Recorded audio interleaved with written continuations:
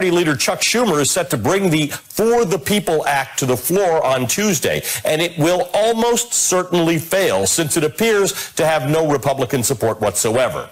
The latest version of the For the People Act came about in recent days after Democratic Senator Joe Manchin released a new proposal that is more limited in scope than the original and also combines some elements from the John Lewis Voting Rights Advancement Act, which is a bill, by the way, that Manchin does support, but however, he doesn't publicly support getting rid of the filibuster in order to pass that bill, which is too bad because that's likely what's going to be necessary to get that bill passed.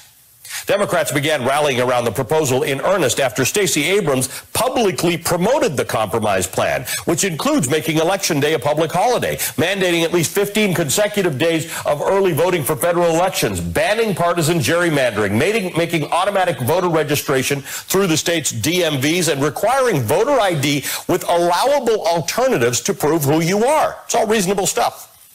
It comes as Republicans push for more sham audits, like the ridiculous Cyber Ninja one that is going on in Arizona. It continues to grow in states across the country.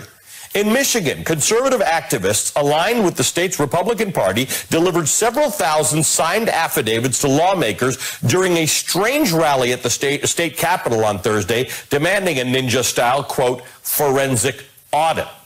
Many of the boxes contained the signed pieces of paper were reportedly inscribed with Bible verses and were blessed with prayer and anointed in oil before being handed over. As one former Republican lawmaker says, quote, if you wonder why we're doing this at the prayer rally, that's because we recognize that this is a spiritual battle, said Patrick Colbeck, a former Republican lawmaker.